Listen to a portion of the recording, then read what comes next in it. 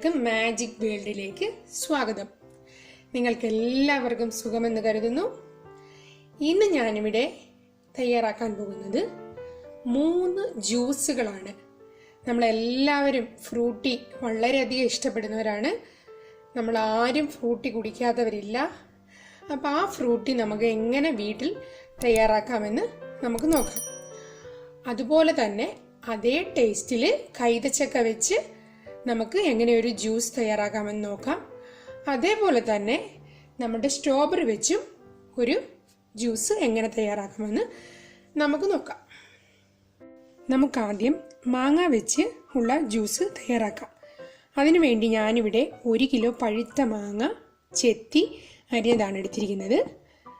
അപ്പോൾ നമ്മളിവിടെ 1 കിലോ മാങ്ങയും 1 ലിറ്റർ വെള്ളവും 300 ഗ്രാം പഞ്ചസാരയും കൂടെ ഒരു ചരുവത്തിലാക്കി വേകാൻ വെച്ചു. ഇനി അത് നമുക്ക് ഒന്ന് അടച്ച് വെക്കാം.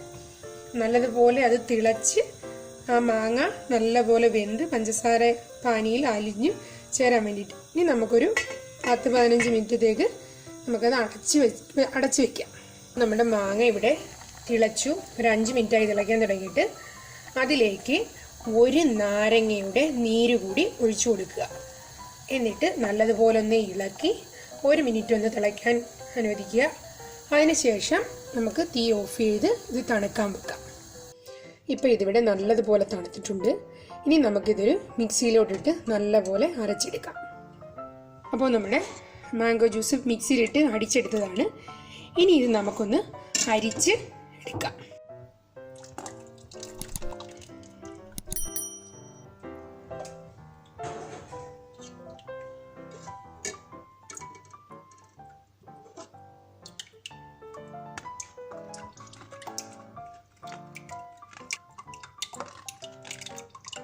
ഇത് നാച്ചുറലാണ്.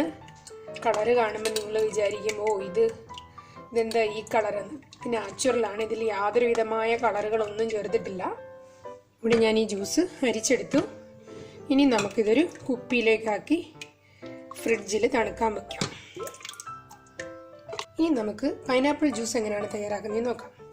അതിനുവേണ്ടി ഞാനിവിടെ ഒരു ചരുവം വെച്ച് അതിലേക്ക് 1 കിലോ പൈനാപ്പിൾ ചെത്തി അരിഞ്ഞത് 1 കിലോ പൈനാപ്പിൾ അതിലേക്ക് ഇടുക. അതിനുശേഷം 300 ഗ്രാം പഞ്ചസാര അതിനുശേഷം 1 ലിറ്റർ വെള്ളവും അതിൻ്റെ കൂടെ ചേർക്കുക. ഇനി നമുക്ക് 5 മിനിറ്റ് അടച്ച് വെച്ച് നല്ലതുപോലെ ഒന്ന് തിളപ്പിച്ച് വേവിച്ചെടുക്കാം. നമ്മുടെ കൈതച്ചക്ക ഏകദേശം വെന്തിട്ടുണ്ട്. ഇനി ഇതിലേക്ക് 1 നാരങ്ങയുടെ നീര് കൂടി ഒഴിച്ച് നല്ലപോലെ ഇളക്കാം.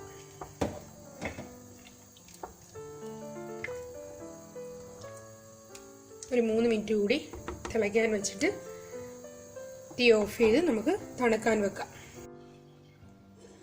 ഇപ്പം നമ്മുടെ കൈതച്ചക്ക ഇവിടെ ഏകദേശം നല്ലതുപോലെ തണുത്തിട്ടുണ്ട്. ഇനി നമുക്കിത് മിക്സിയിലേക്ക് ഇട്ടിട്ട് നല്ലതുപോലെ ഒന്ന് അരച്ചെടുക്കാം. നിങ്ങളുടെ വീടുകളിൽ ഇതുപോലെ മിനി പിമ്മർ ഉണ്ടെങ്കിൽ ഇത് വെച്ച് അടിച്ചാലും മതി. ഇപ്പം എനിക്കിതുള്ളത് കൊണ്ട് ഞാൻ ഇത് വെച്ച് തന്നെയാണ് അടിക്കുന്നത്. അപ്പോൾ പിന്നെ നമുക്ക് ആ മിക്സിയിലോട്ടെടുത്ത് ഒഴിക്കാനോ മാറ്റാനോ അതിൻ്റെ ഒന്നും കാര്യമില്ല.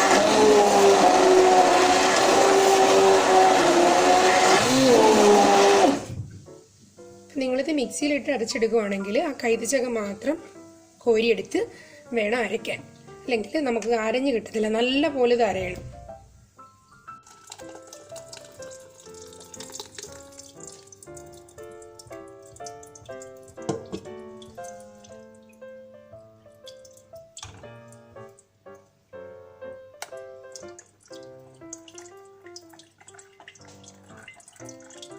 അവസാനം ഇതേപോലെ കിട്ടും. ഇതിൻ്റെ നാരും അരിയും എല്ലാം നമുക്കന്നേരം നല്ല സ്മൂത്തായിട്ടുള്ള ജ്യൂസ് കിട്ടും ഇവിടെ. ഇനി നമുക്കിത് ഒരു കുപ്പിയിലൊഴിച്ച് നമുക്ക് തണുക്കാൻ വെക്കാം. നമുക്കിത് കുപ്പിയിലൊഴിച്ച് നിറച്ച് ഫ്രിഡ്ജിൽ തണുക്കാൻ വെക്കാം. ഒരു മണിക്കൂറോളം ഫ്രിഡ്ജിലിരുന്ന് തണുത്തിട്ട് നമുക്ക് ഇത് ഉപയോഗിക്കാം. ഇനിയും നമുക്ക് സ്ട്രോബെറി ജാം എങ്ങനെ തയ്യാറാക്കാൻ നോക്കാം. ഞാനിവിടെ ഒരു പാത്രത്തിലേക്ക് 1/2 കിലോ സ്ട്രോബെറി എടുത്തിട്ടുണ്ട്. 150 ഗ്രാം പഞ്ചസാര, 1/2 ലിറ്റർ വെള്ളം. ഇത് മൂന്നും കൂടി മിക്സ് ചെയ്ത് നമുക്ക് സ്ട്രോബെറി നല്ലതുപോലെ ഒന്ന് വേകാൻ വയ്ക്കാം. അടച്ച് വയ്ക്കാം. നല്ലതുപോലെ ഒന്ന് തിളച്ച് ആ സ്ട്രോബെറി ഒന്ന് വേകുന്നത് വരെ നമുക്ക് വെയിറ്റ് ചെയ്യാം. ഈ 3 ജ്യൂസും ഉണ്ടാക്കുന്നത് ഏകദേശം ഒരുപോലെയാണ്. നമുക്ക് ഇതുപോലെ എല്ലാ ഫ്രൂട്ട്സും വെച്ച് നമുക്ക് ജ്യൂസ് ഉണ്ടാക്കാവുന്നതാണ്. അപ്പോൾ നമ്മുടെ സ്ട്രോബെറി ഇവിടെ നല്ലതുപോലെ വെന്തിട്ടുണ്ട്. ഇതിലേക്ക് നമുക്ക് ഒരു നാരങ്ങ പിഴിഞ്ഞത് കൂടി ഒഴിച്ചു കൊടുക്കാം. ഒഴിച്ചു കൊടുത്ത് ഒരു നാരങ്ങ പിഴിഞ്ഞത് ഒഴിച്ച് നല്ലതുപോലെ ഒന്ന് ഇളക്കി ഒരു 2 മിനിറ്റ് കൂടി ഒന്ന് തിളപ്പിക്കുക. അത് കഴിഞ്ഞ് തീ ഓഫ് ചെയ്ത് തണുക്കാൻ വയ്ക്കുക. നമ്മുടെ സ്ട്രോബെറി ഇവിടെ തണുത്തിട്ടുണ്ട്. ഇനി നമുക്ക് ഇതൊന്ന് അരച്ചെടുക്കാം. ഞാനതിന് ഇതുപോലെ ഒരു മിനി പിമ്മറാണ് ഉപയോഗിക്കുന്നത്. നിങ്ങൾക്ക് ഇത് ഊറ്റിയെടുത്ത് മിക്സിയിൽ നല്ല വൃത്തിയായിട്ട് അരച്ചെടുക്കാവുന്നതാണ്.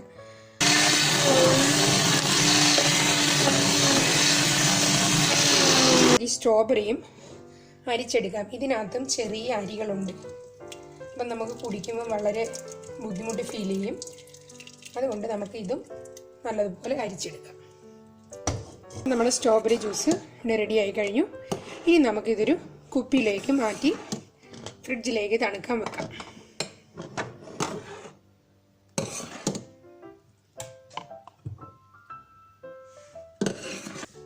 അപ്പോൾ നമ്മളുടെ 3 ജ്യൂസുകളും ഇവിടെ തയ്യാറായി കഴിഞ്ഞു. പൈനാപ്പിൾ ജ്യൂസും സ്ട്രോബെറി ജ്യൂസും മാംഗോ ജ്യൂസും. ഇത് വളരെ എളുപ്പമാണ് ഉണ്ടാക്കാൻ. നിങ്ങളെല്ലാവരും ഇത് ട്രൈ ചെയ്ത് നോക്കണം. നിങ്ങൾക്ക് എല്ലാവർക്കും വളരെ ഇഷ്ടപ്പെടും. ഇതിനകത്ത് യാതൊരു വിധമായ കെമിക്കൽസ് ഒന്നും ചേർന്നതല്ല. ഈ കുപ്പി നിങ്ങളെ ഞാൻ പരിചയപ്പെടുത്തിയതാണ്. ഇതിൻ്റെ പേര് വാക്വം ബോട്ടിൽ എന്നാണ്. നിങ്ങൾക്ക് ഇത് ലഭിക്കുമെങ്കിൽ ഇതിൽ തന്നെ നിങ്ങൾ ഉണ്ടാക്കി വെച്ചാൽ നിങ്ങൾക്ക് 1 മാസം 2 മാസത്തോളം നിങ്ങൾക്ക് ഉപയോഗിക്കാവുന്നതാണ്. അല്ലെങ്കിൽ സാധാരണ കുപ്പിയിൽ ചില്ല് കുപ്പി തന്നെ ഉപയോഗിക്കണം. അതാണ് ഏറ്റവും നല്ലത്. കുപ്പിയിൽ ഒഴിച്ച് നമ്മൾ ഫ്രിഡ്ജിൽ ഒരാഴ്ച നമുക്ക് ഉപയോഗിക്കാം. ഈ ചൂട് കാലമായതുകൊണ്ട് ഒരാഴ്ചയൊന്നും നമുക്ക് നിൽക്കത്തില്ല, പെട്ടെന്ന് തന്നെ തീരും. എങ്കിലും നമ്മൾ കൂടുതൽ ഉണ്ടാക്കുകയാണെങ്കിൽ നമുക്ക് കുറച്ച് സ്റ്റോർ ചെയ്ത് വെക്കാവുന്നതാണ്. ഇത് പെട്ടെന്ന് തന്നെ ഉണ്ടാക്കാൻ നിങ്ങളെല്ലാവരും ട്രൈ ചെയ്ത് നോക്കണം. അപ്പം നിങ്ങൾക്ക് എൻ്റെ വീഡിയോ ഇഷ്ടമായെങ്കിൽ ലൈക്ക് ചെയ്യാനും ഷെയർ ചെയ്യാനും, നിങ്ങൾ ആദ്യമായാണ് എൻ്റെ വീഡിയോ കാണുന്നതെങ്കിൽ സബ്സ്ക്രൈബ് ചെയ്യാനും ആ തൊട്ടടുത്ത് കാണുന്ന കുഞ്ഞു മണിയിൽ ഒന്ന് പ്രസ് ചെയ്യാനും മറന്നു പോകരുത്. അപ്പം നമുക്ക് അടുത്ത വീഡിയോയിൽ വീണ്ടും കാണാം. ടാറ്റാ, ബൈ.